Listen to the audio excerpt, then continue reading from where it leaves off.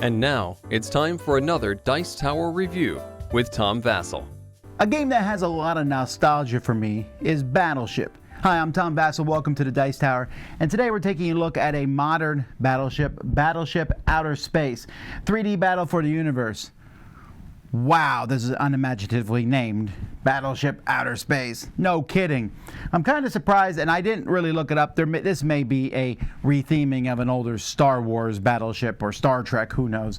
But in this game, you have multiple levels! This really sounds like something that came out in the 70s in the sense of like, oh, multiple levels! What? Okay, well, let's see. The idea is interesting enough. Multiple levels could add another dimension, seriously, to the game. It could make it more interesting, more dynamic. Battleship is fine for what it is. Maybe this is better.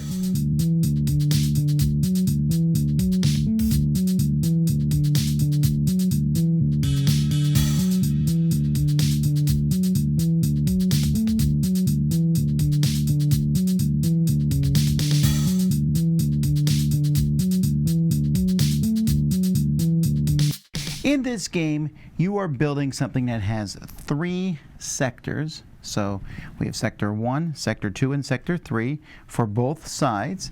You're going to put this together, and on this you're going to place 4 ships. You have 2 ships that have 6 squares. They're slightly different. Well, they're not really that different. So you're going to place them out there. You have a weird triangle ship here, which is placed like this. It's really an L, a 2, and a square. So you're going to place these anywhere you want on any sectors. Players will take turns trying to guess where their opponent's ships are. You do that by saying a sector, and then you're picking a row or a column. So I might say row 1, sector 1. My opponent looks. They have nothing in row 1, sector 1, so they say miss. So over here, I'm going to simply put a white miss marker in this column 1. Sorry, not row. I might, on my next turn, say row 3, sector 1, and they say hit. They don't tell me what's been hit, but this ship here was hit, and so I am going to mark that with a hit on the other side. The next time I might say row 4, sector 1. Or row 3, I'm sorry, I said row 2 that turn. Then row 4. At this point, they're going to hit every single spot on the ship. When you hit a row or a column, you hit everything in that row or column. And they still say hit to me. The only time you give your opponent any information other than hit or miss is if they manage to sink the entire ship, in which case you tell them which ship they sunk. That's it. You just take turns going back and forth, guessing on different sectors, and then you're guessing a row or a column. The first person to sink, well, I'm saying sink in ships, but actually it's vaporized spaceships, is the winner of the game. I'm a little unhappy with the components. You can see here this is a somewhat less than sturdy. And for me, if you're playing me, you know there's a good chance I'm not going to have any ships in this middle section because they're hard to pull out and it's hard to put pegs inside here. Now, fortunately, the game does tell you to take it apart. This piece comes off. It's a foldable piece of cardboard. Then each of these has 2 supporting legs, which snap into this base here, and then that pulls out. It is not the easiest thing to take apart, but it is possible.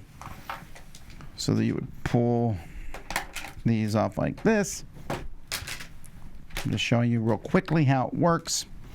I am a little disappointed that there's no spot at the top for you to put what ships have been sunk. You know, there used to be an original Battleship, and you'd keep track. Anyway, then this piece comes out. And it's not easy. See, this is the problem I have with this game, is that everything in this game is pretty sturdy to put together, although it's, you know, shakes. But to take it apart each time is a real pain in the neck. Here, on each side, you would stack both of these. And on top of the one, you're going to put all the ships. And then on top of that, you would place this piece here. And then it fits in the box. It works, But wow, it's a lot of takedown and setup as opposed to, say, normal Battleship. Okay, I don't hate this game, but it seriously is less strategic than Battleship. In Battleship, you have a 10 by 10 grid giving you 100 different shots. Here you have a 3 zone by 10 rows. That's 30 different shots you can take. You're like, no, Tom, you forgot about the columns. Well, even if I add the columns, first of all, that's only 60 different things. But you can't. Once you start shooting a row in any particular sector, why would you shoot a column? You're duplicating your effort. Since you hit everything in a row, you just do row 1, then row 3, then row 5, every other row, and eventually you hit something, and then you do the rows next to that. There's no other strategy. You can put your ships together, you can put them apart. Now, this is the same way Battleship is, or at least base Battleship. But this is less interesting, and then you also have to manipulate and put your hands around. Why couldn't they just made it much more dynamic? Make it a bigger, grandiose, longer version of Battleship. It's not that way. It's less. Add that to the annoying setup and take down time, to the trying to stick your hands in the middle part, to the complete lack of theme. I mean, the ships literally look like squares flying around. So I can't really recommend this one at all.